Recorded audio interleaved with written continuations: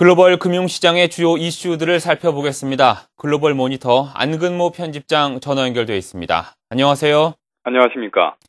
네, 밤사이에 뉴욕 증시는 상승세로 마감을 했는데 원유 가격은 또 급락세를 기록했다는 소식이 들어왔습니다. 어떤 배경이 있었나요?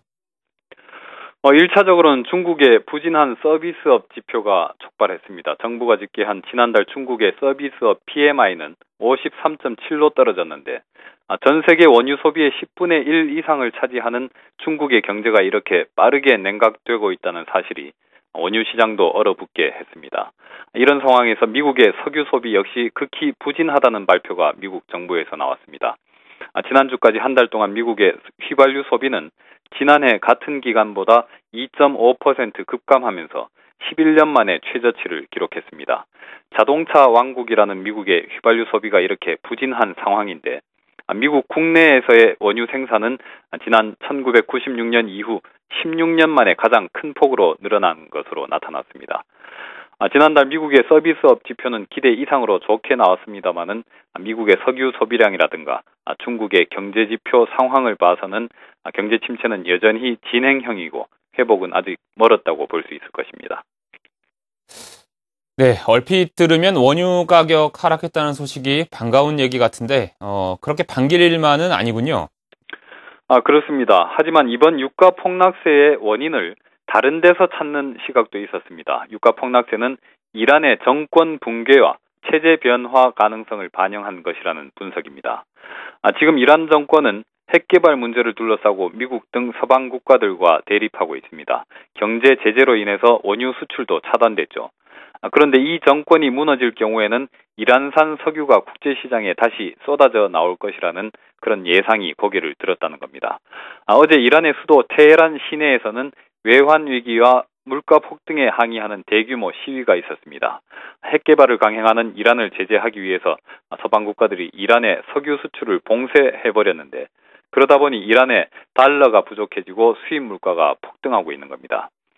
지난해 1월에만 해도 달러당 10,000리알 수준이던 환율이 지난주에는 24,000리알, 어제는 35,500리알로 폭등했습니다.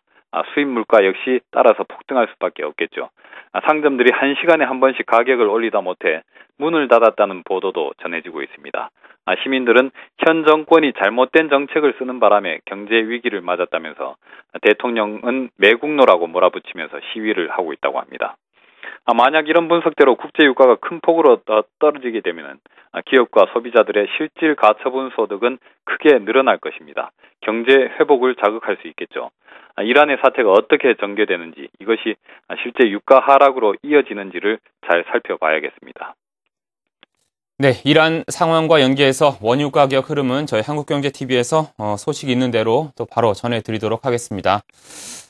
이번에는 스페인 얘기를 좀 들어볼까요? 구제금융 신청 여부가 계속 관심사인데 새로운 얘기가 나온 것이 있습니까? 그동안 독일은 스페인의 구제금융 신청을 반대하는 입장으로 알려져 있었는데 좀 더 전향적으로 돌아섰다는 보도가 밤사이에 있었습니다. 일본의 니케이 신문이 독일 재무장관을 인터뷰한 기사가 나왔는데요. 보도에 따르면은 쉐이블레 독일 재무장관은 스페인이 구제금융을 요청할 경우에 재정 재건과 구조개혁 계획을 정밀하게 조사해서 판단하겠다고 말했습니다. 니케이는 이 발언을 두고 구제금융 신청 수용을 고려 중임을 시사한 것이라고 평가했습니다. 이번 인터뷰에서 쉐이블레 장관은 단지 가정해서 하는 얘기다라고 전제하면서도 스페인 정부가 추가 자금 지원을 요구하는 것을 염두에 두고 모든 시나리오를 준비하고 있다고 말했습니다. 그러면서도 스페인은 할 일을 모두 다 했다. 추가적인 세출 삭감을 담은 예산안을 제출한 결단력을 칭찬할 만하다. 이것으로 금융시장을 안심시킬 수 있을 것이다 라고 말했습니다. 이 대목에서는 지금 당장 구제금융이 필요하지는 않다는 말로도 들립니다. 니케이는 독일이 전향적으로 돌아섰다고 보도했지만은 아직까지는 여전히 모호한 입장인 듯합니다. 그리고 독일 등 북유럽 3개국이 블록을 형성했다고 지난주 전해드렸었는데 프랑스와 이탈리아, 스페인 등 남유럽 3나라도 오는 금요일에 따로 정상회의를 개최한다고 합니다. 남북 유럽 간 대립 구도가 뚜렷해지고 있습니다.